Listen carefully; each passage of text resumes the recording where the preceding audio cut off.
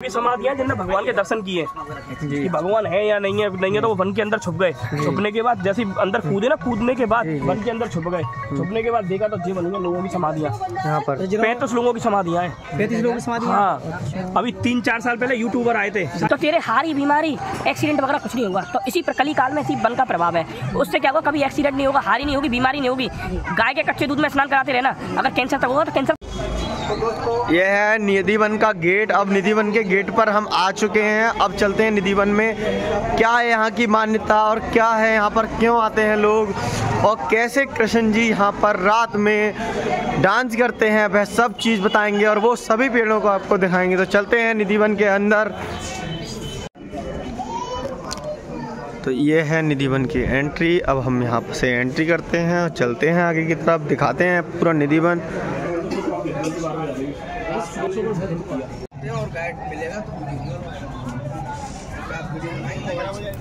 तो दोस्तों, जैसे कि आप यहाँ पर पहली बार जाते हैं और आपको यहाँ की जानकारी नहीं है, तो यहाँ पर आप किसी गाइड को भी ले सकते हैं। जैसे आपको यहाँ पर पहली बार जाते हैं तो आपको कुछ पता नहीं होता है, तो वो आपको यहाँ पूरा निधि वन घुमाएंगे और आपको सारी चीज़ की जानकारी देंगे।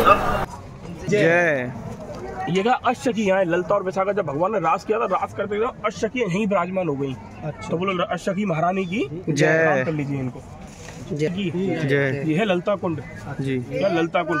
राधा रानी की अष्टकी आती ललिता और विशाखा। जब भगवान ने 5 वर्षीय में प्रथम रास किया था ना, रास करते करते समय प्रथम भगवान को प्यास लगी सखियों को। तो सखियां कहती नाथ, उस समय क्या था, शेषनाग बह रहा था। तो भगवान ने की जल चाहिए जल चाहिए। तो क्या किया पता, कृष्ण भगवान ने जैसे ही अपनी बांसुरी मारी 7 कुंडों का पानी प्रकट हुआ। ये 3 कुंडों से जुड़ा हुआ है।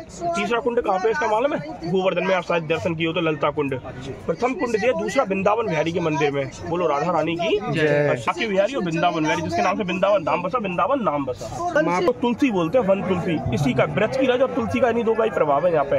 विशाखा ललिता जी के स्वरूप में प्रकट हो गया था स्वामी हरदास जी। स्वामी हरदास जी ने यही भजन किया था 1200 वर्ष जी। 1200 वर्ष भजन के प्रभाव से यहीं से साक्षात 2 मूर्तियां प्रकट हुई जी। कौन सी? बांके बिहारी और वृंदावन बिहारी, जिसके नाम से वृंदावन धाम बसा, वृंदावन नाम बसा। जिस जो व्रत 84 कोष के राजा हैं। और आप लोगों को समझाने के लिए 2 मूर्तियां बना दी गई हैं।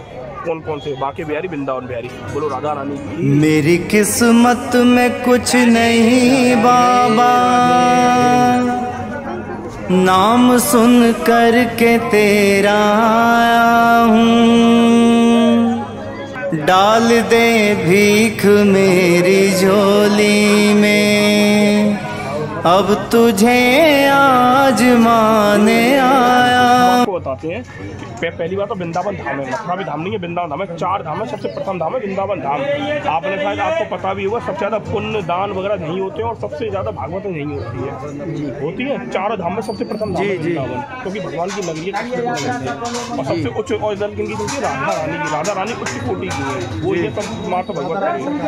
हाँ, तो आपने सुना कली काल के बाद श्रवण कुमार के माता पिता थे। श्रवण कुमार के माता पिता श्रवण कुमार अपने माता पिता को 4 धाम 84 कोष की यात्रा पे ले जाना था।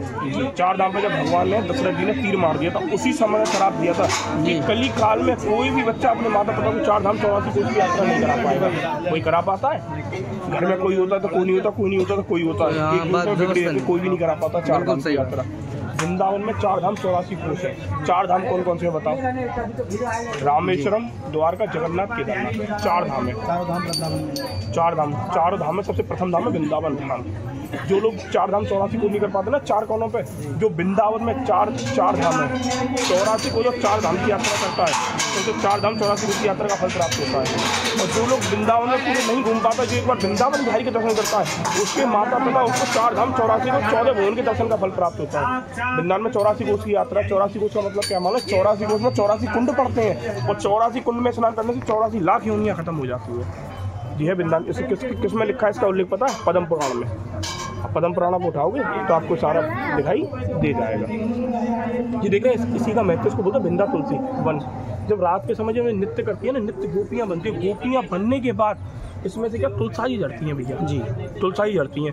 उस तुलसाजी झड़ने के बाद वृंदावन बिहारी का पुजारी आता है।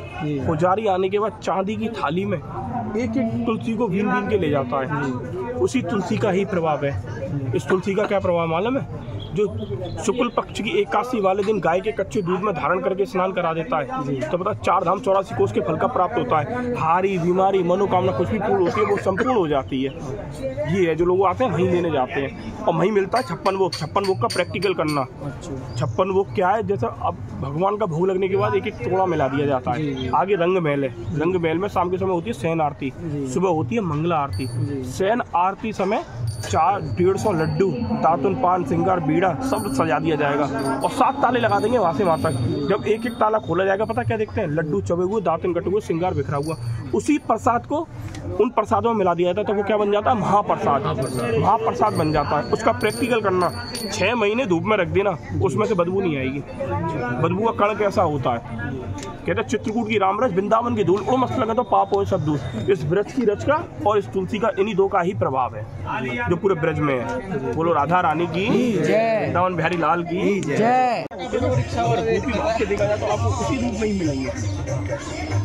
तो ये दूसरे में ही राधा रानी की जय जुगल जोड़ी वृक्ष। अच्छा वो सामने इस आदमी भगवान नित्य यहाँ से परिक्रमा जब देते हैं ना तो परिक्रमा देने का इसके नीचे से निकलते हैं। कहते हैं इसके नीचे से निकलने से ग्रह शांत होते हैं। आदमी ग्रहों के चक्कर में बधा हुआ है नहीं बधा तो ग्रह शांत होते हैं। बोलो राधा रानी की राधे श्याम बोलते हुए निकलना। जब भगवान ने पता है राधा रानी से शादी हुई थी कृष्ण भगवान की भांडवन के बाद सबसे प्रथम मांग भगवान ने पता है यहाँ भरी थी भगवती की। तो यहाँ से थोड़ा सिंदूर लेके मस्तक पे लगाना राधे श्याम बोलते हुए। ये देख रहे हैं भैया, ये है विधवा आश्रम।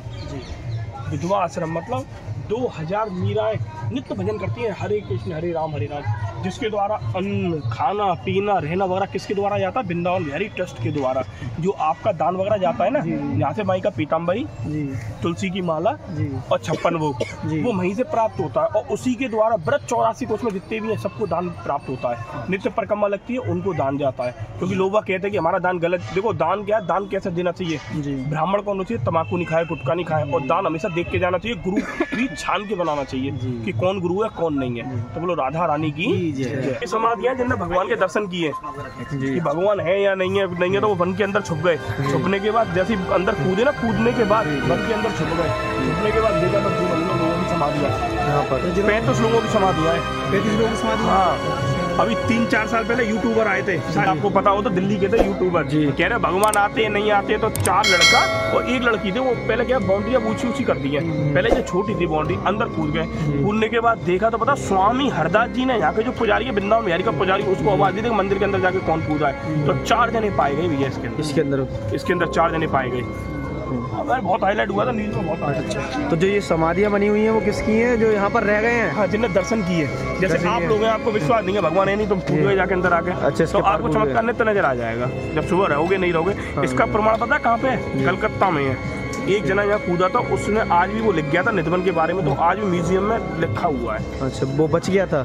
बचा 7 दिन बाद खत्म हो गया। 7 दिन बाद अच्छा लिखने के बाद खत्म हो गया। जीप वगैरह चली गई तो अपना प्रमाण रख के वो खत्म हो गया। जैसे ही उसका वो खत्म हुआ पूरा लीला सोई समाप्त हो गया। श्याम बाबा ने अपने शरण ले लिया। जगन्नाथ जी में देखा आपने, जगन्नाथ जी का चमत्कार देखा है आपको? नहीं पता होगा।